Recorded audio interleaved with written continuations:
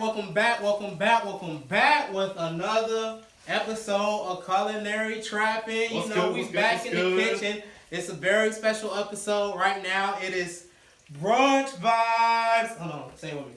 Brunch vibes. And we got my dog hailing all the way from, well, we'll get into it in the interview. We got Christopher James. He just dropped a book called Memoirs of a Man. We'll get to it during this episode. But so what we gonna cook during this episode is we got the bacon already going, pork bacon.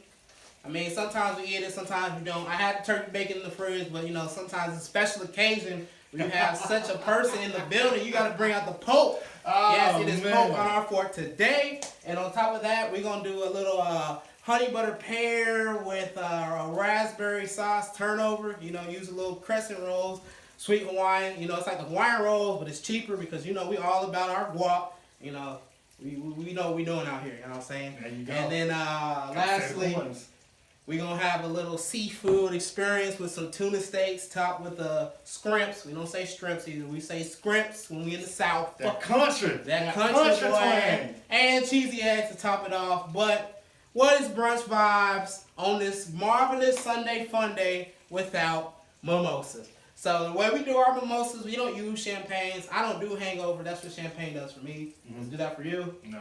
Oh, he drinks the expensive champagne. I still buy the cheap brew from Walmart. That bitch be $5.99, dog. But today we got the wine, white wine, little OJ, the sparkling water.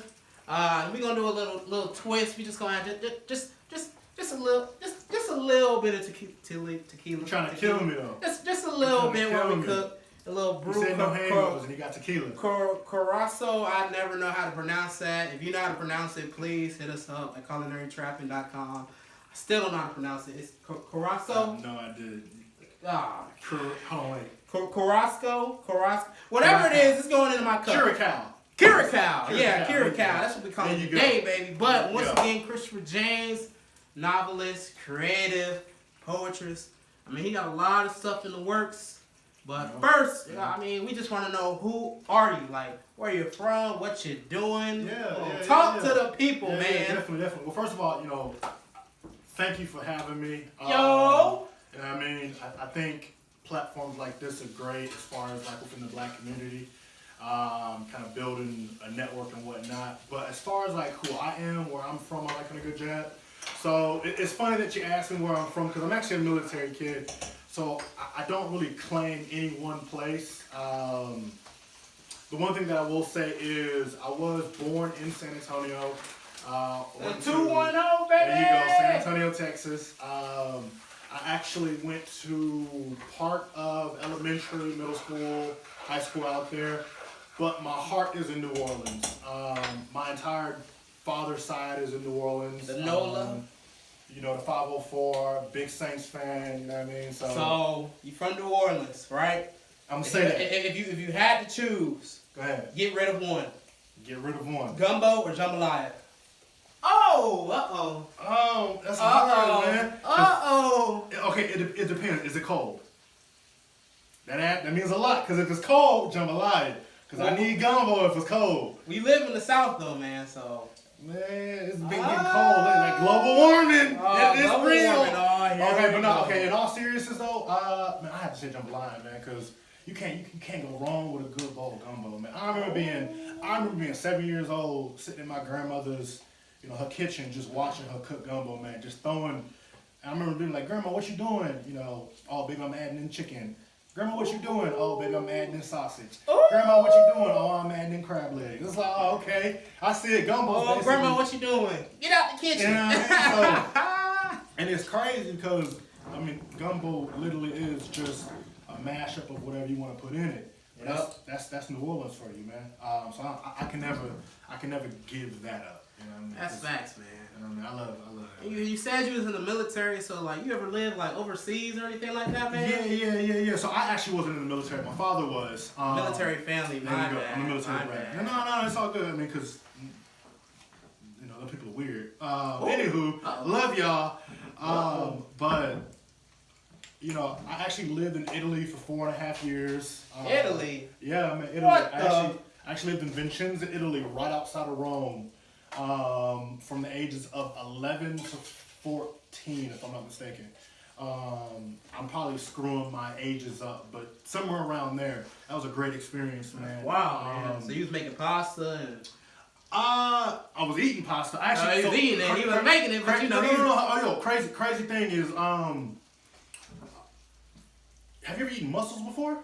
Oh yeah. Okay, so yo, imagine so I mean, you know, we black, we don't really experiment like that every now and then. But I remember I was what, 10 years old.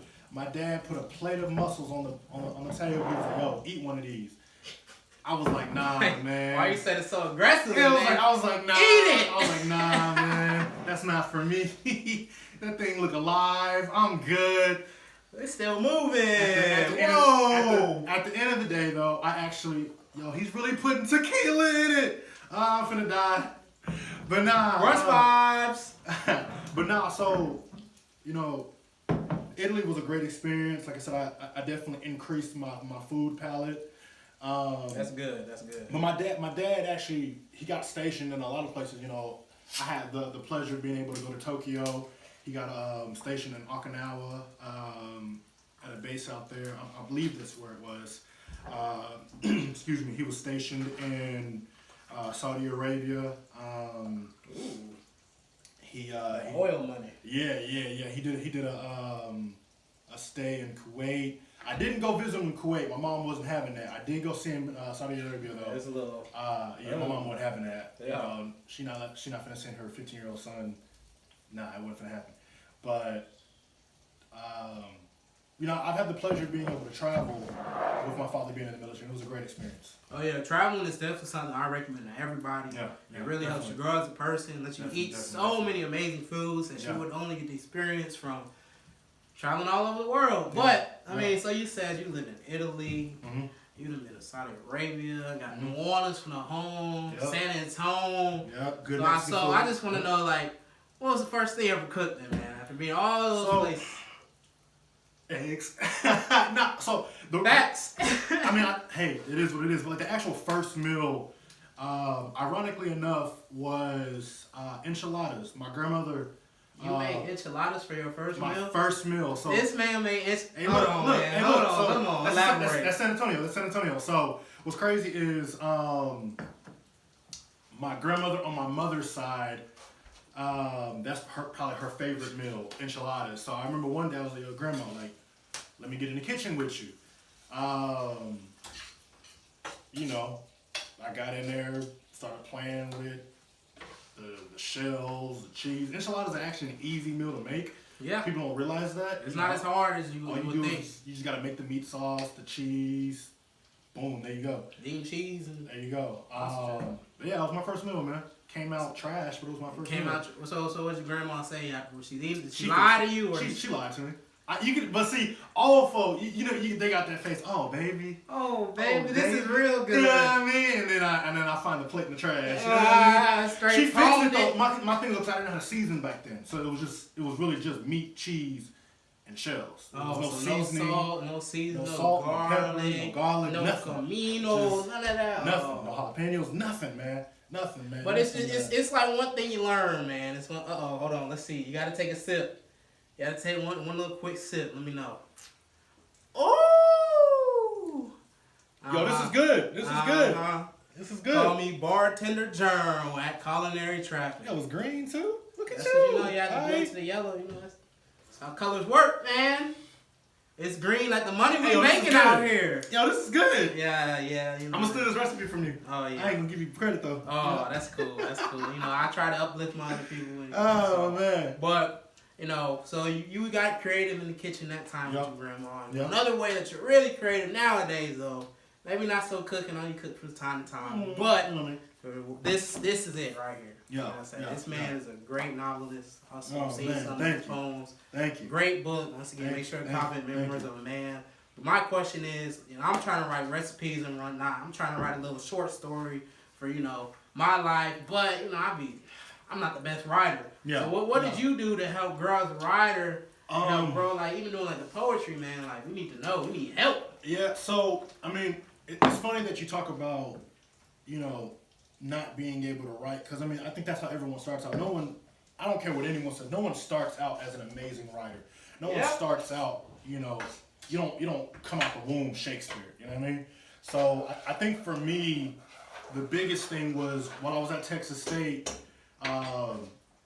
writing was just kind of like my escape, you know what I mean? I ran track for Texas State as well, and when I couldn't run, or I was like, in a situation where it was just like in my dorm or my room or whatever, I would just write. I remember I went through a stint of depression, and my actual depression is real in the Black community. That it's real. Amen. Amen.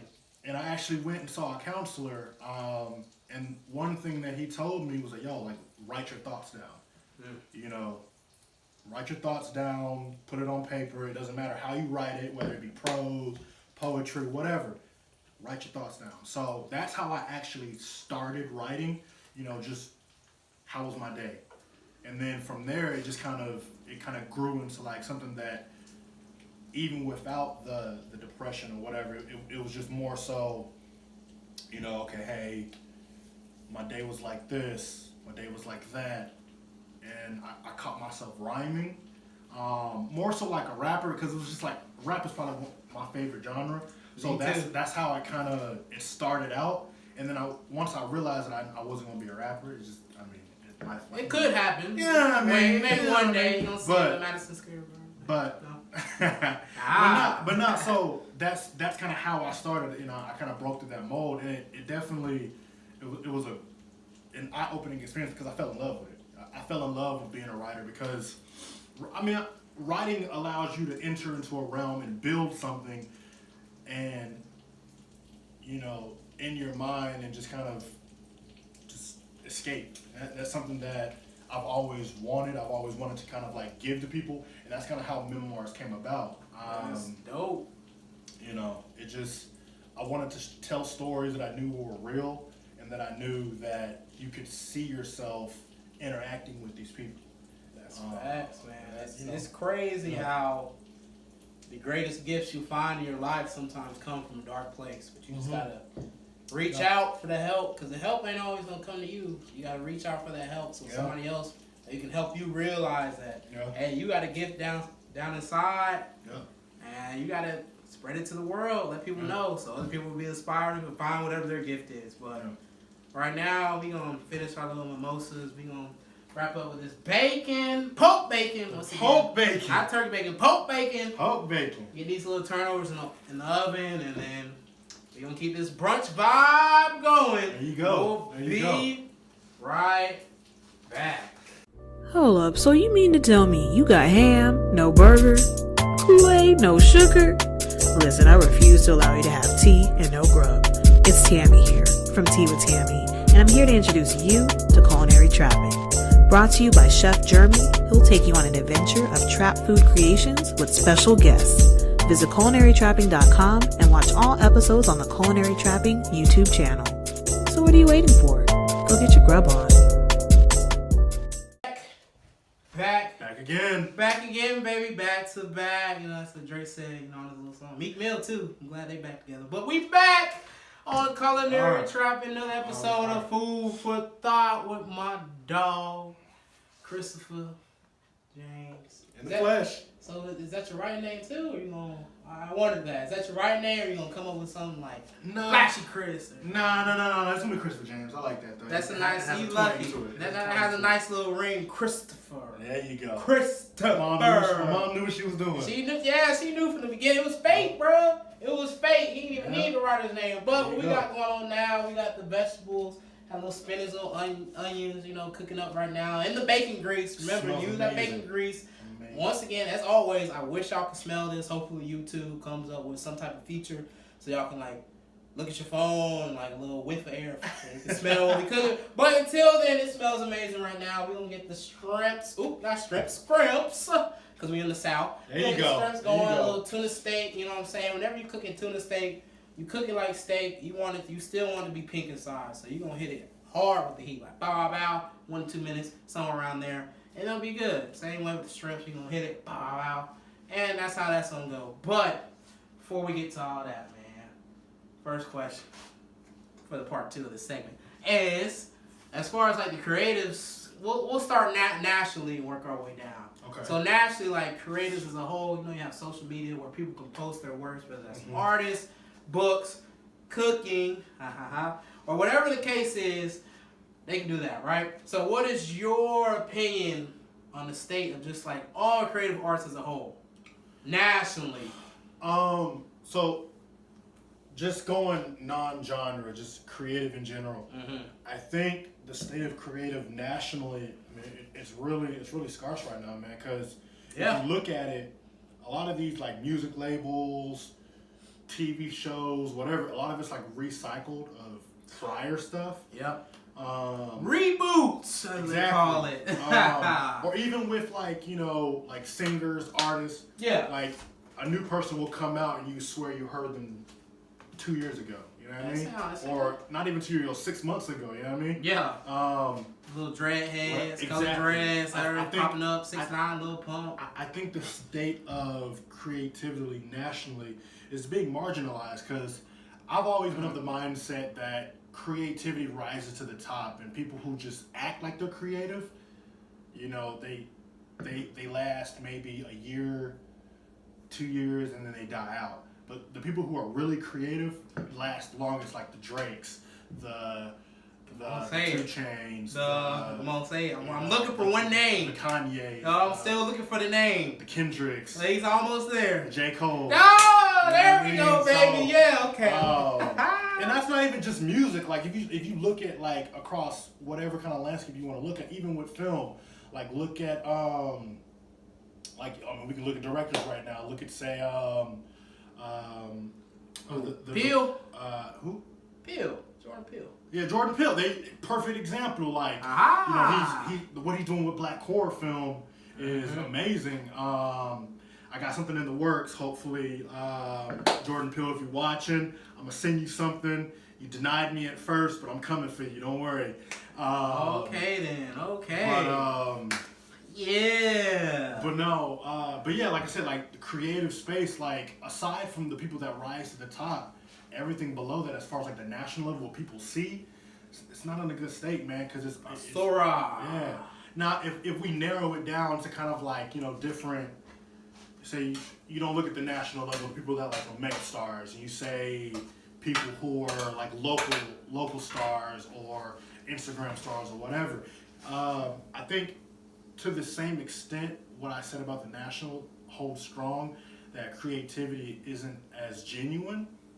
Yeah. But I think at the local levels you have to be creative because that's how you make it big. People will never look at you if you're not creative at the locals level. When you grinding, man, you gotta show that you different. Exactly. And I think that's why a lot of these like big labels, big studios, they're looking for those people who are maybe not so big, not so known, because those are the people who have the new ideas, the fresh ideas, the ideas that are like out of the box. Because like you said, they're grinding. They're like, yo, I gotta make it work. What's different? What can I be different so I can quit this 9 to 5? Exactly. That's the goal. No more 9 to 5. No more 9 to 5. I'm trying to make this money off of whether that's cooking, or I'm making art, or I'm making books, or I'm making film, or if I'm doing all 4 of them at the same, whatever it takes, baby. I just want to get off this 9 to 5 so I can live the life that I want to live, right? Because my mentor told me, shout out to G. Williams, by the way, but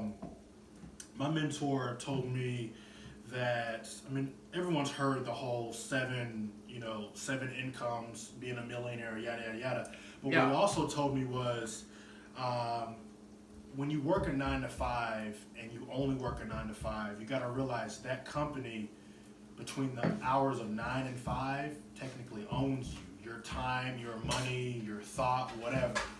If you were to drop dead today, they would replace you with someone else. Yes, sir. Never put yourself in a situation where your 9 to 5 is the only means of creative expression that you have, because they will replace you ASAP. Exactly. And I hold that true. Like you mentioned, I want to do books, I want to do film, I want to do all kinds of things, because at the end of the day, that's how I'm, leave my last name as a legacy. My company knows me as Chris. My legacy's gonna know me as Christopher James.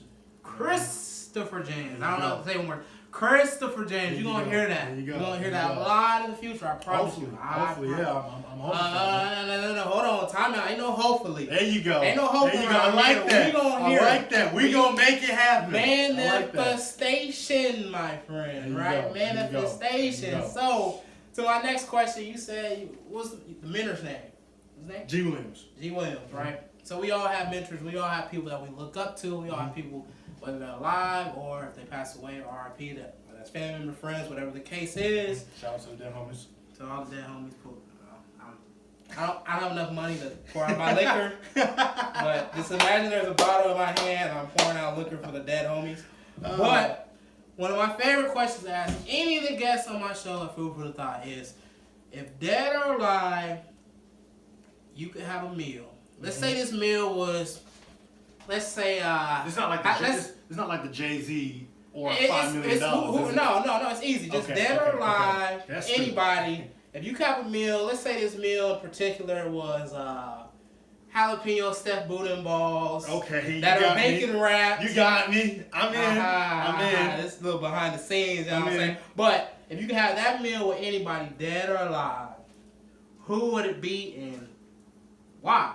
Dead or alive. Dead or alive. So you can go with the Jay-Z, or you can go with everything from Jesus to some people I want to talk to Henry Ford, because he was the one that came up with this 9 to 5 BS, but that's neither here nor there. It's crazy he actually said 9 to 5 Monday through Thursday, though. That's crazy. See, and then they just finesse all of us. We over here working overtime. Man. But for you, who would it be, dead or alive? Dead or alive? That's a really good question. Dead or alive? To be completely honest with you, man, it would probably be a mixture of Denzel Washington, because I think his mind is just amazing. To kind of master your craft in the way that Denzel has. I definitely want to sit down and just kind of like pick his brain. If not Denzel, W.E. Du Bois. W.E. Du Bois. Wow. I never heard that one before. Well, no, seriously. So as a writer, I mean, I have a vision of who I want to be as far as like what my impact will be. I think with anything that anyone does, you have to realize what your impact is. Because we put out these works, we put out these, these creative gifts and talents, but what is your impact? When I created Memoirs of a Man, I knew what the kind of impact I wanted to have with that. And I modeled myself after W.E. Du Bois. So, like you said, if I could just sit down and just eat bacon wrap, jalapeno stuffed with boudin, it'd be with him, because he gonna love it first of all.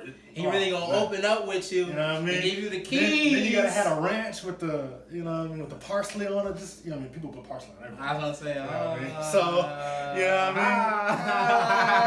But you know what I mean? That would probably be the one person, dead or alive, aside from Denzel, that I actually want to sit down and talk with. Man, that's a great choice, though, man. One of the great African American people that we learn in the textbooks. I wish they had more African American history in our textbooks. Yeah. But that's another conversation for another time. Hidden figures.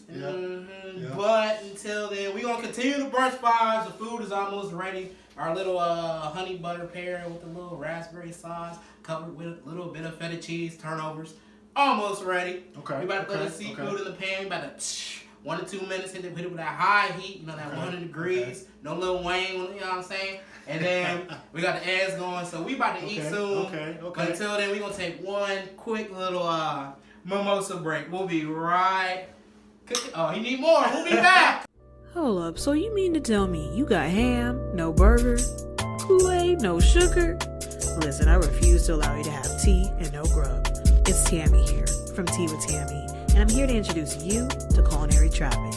Brought to you by Chef Jeremy, who'll take you on an adventure of trap food creations with special guests. Visit culinarytrapping.com and watch all episodes on the Culinary Trapping YouTube channel. So what are you waiting for?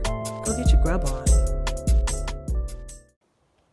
Ooh, baby. Well, good. Ooh, it's finished. Ooh, I'll be so mad if I just drop down. But it's finished, man. So we got the little turnovers stuffed with raspberry compote, whatever it's called. Topped with some honey butter pears, a little bit of feta cheese, and we got the cheesy eggs with the sauteed spinach and onions in the bacon grease. Bacon on top, of course, and then we got our tuna steaks covered with Cajun shrimp, and it's brunch, man. It's brunch. Brunch vibes. It looks amazing. I ain't gonna lie. Brunch vibes. Brunch vibes. I wish y'all was here. It smells divine. If y'all can only smell it, but you can't. So you have to catch me when you can. But we gonna wrap up this food for thought brunch vibe edition right now. And I know sometimes this once again it's a great writer. Memoirs of a Man has a lot of projects coming up. We'll touch on that at the end. But one thing, even like when I tried to write like in school, I would always get writer's block all the time. It didn't matter what it was. Even if I had like a little, all right, do this 1-page paper, Jeremy. I'm like, all right, I got this 1 page. Yeah. Oh, I know what was going on. So like, what do you use to bust through the writer's block, man? What we drinking right now? We drinking wine. Wine, tequila. So, this right here. So to be completely honest with you, and I hate to use a substance or something like that, but for me, whatever works. The best, what stimulates me is wine, and I got a job now, so I can't say what else stimulates me, but wine definitely stimulates me as far as, because when you get into those moments, you just need a good vibe. So I put on some good R&B, most likely. Oh yeah, that's what you meant. Wine and music. Yeah, of course. Yeah, we just So obviously. So as far as like I create an atmosphere that's like conducive to like my creative space. So. Yeah, you know what I mean? Little wine, I put some good music on. Like who? So, what music you putting on, man? Okay, it depends on where I am in the story that I'm getting writer's block. If I'm at a love scene, I'm gonna put, like I said, R&B on. Ooh. If I'm just writing, it'll be like 60s R&B, like like Otis Redding or like Al Green or the Frankie Beverly Mays, you know what I mean? Something like that. Marvin Gaye, Marvin Gaye, you know what I mean? Oh, mercy, mercy me. See, they don't know nothing about none of that though. Well, I Want You, you know what I mean? But oh man. So if not that, I'll definitely listen to some like contemporary R&B or like rap like a J. Cole or a Kendrick. Something that like gets my mind like working. Right space. You know there you go. See, you use the wine to kind of get you on that level, right? Yeah. But then the music kind of, you start hearing them, oh snap. Boom, there you go. It just kind of like, something in the song will harken me back to something that happened in my life, and that'll kind of like jumpstart. Okay, I know what I need to write about. I know what needs to go in this particular sentence. I know what needs to go in this scene. Because when you're writing like a realistic story, I mean, you got to make it relatable. Yeah. There you go. It has to be. You got to be realistic. So we're gonna wrap this thing up, man. Once again, Christopher James on Food for the Thought has a new book out called Memoirs of a Man. Yep. It's on Amazon, and you can get it with Amazon Prime too. I know everybody got that now, including myself. That's why I caught the book. Also has it for the Kindle too, correct? Got on the Kindle. It will be available on iBooks. Oh, okay. I have to get. I'm actually getting the MacBook this weekend, so it will be available soon. I know I said before. I promise you, it's coming. Just work with us. We young creatives out here. You know what I mean? We gotta do what we gotta do, pay the bills. We gonna be creative too. So outside of Memoirs of Man, well, what else can we look for from you, man? Like, okay, the people need to know. The people need to know. Yeah. So, as far as like my own creative space going, I actually got a lot of good things in the works. First thing up, I have a short film that I'm working on with a good group of my friends. We're gonna make sure it's shot the right way, it reads the right way. Right. But it's gonna be a 2-part short film. We're looking to drop that. We're looking to start filming that in the summer. So, by any chance, you think you'll? I see you have the South by Southwest hoodie on, fresh. You gonna try to get that film there too, or what's up, man? Yeah, so that's the plan. That's the plan. We do want to do some kind of filming in South by. Many of you don't know, I have a lot of ties to South by as well. I did intern for them for a semester, and then the year that I actually graduated, that following year, I actually did some freelance work with them. I'm actually wearing a hoodie from Texas. I'm sorry, from South by Southwest. It's for the artist networking program. If many of you don't know, if you're an up-and-coming artist, if you're a artist looking for, how to seek out management, how to seek out correct publishing, South by Southwest does host a program that kind of helps you understand the ins and outs of the music business. So if any of you out there, are looking for that, definitely go to the South by South website and look for that. I told them that I would definitely, show love to that because South by South is near and dear to my heart. But aside from South by, like I said, I do want to shoot the short film at South by, at least one or two scenes. I also have a feature-length film. Ooh, Jordan Peele. Yeah. If you're listening, it's crazy. Holla at us, man. It's crazy. So I actually had a script written before on a different program. I had sent it in. It's crazy that all happened. Shit on it. I was like, yo, take it back to the. It's not formatted right. It's not in this right program. So I took it back. Learning experience. So, yeah. Right now, I am in the process of rebuilding my script, making sure it reads right. I'm going to let it sit for a little bit, marinate, come back to it, edit it, whole process. Because, that's something that I'm near and dear as far as just writing stories, creating just universes and whatnot. Because I feel like as a black writer, we can do more than just drama, crime. There's no reason why we can't do sci-fi or, just because I'm a black writer doesn't mean it has to be about some hood dude exactly. Hood named Tyrone trying to make it out with his girlfriend. It could be about space and shit like that. We have the ability. It could be about superheroes and whatnot. Whatever. Whatever the case is. Exactly.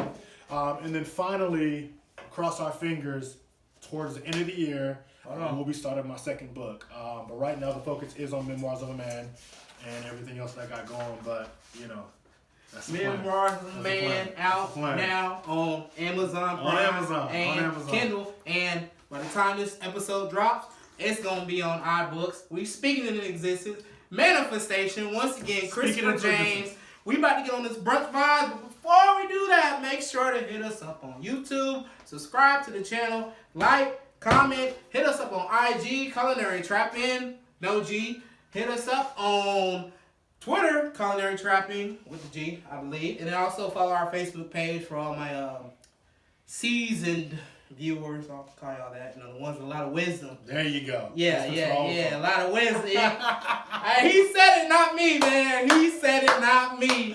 But until next time, make sure to stay up to date. We also have the blog at culinarytrapping.com. But in the meantime, we're gonna get on this brunch real quick, cause it's time to eat, baby. Until next time, we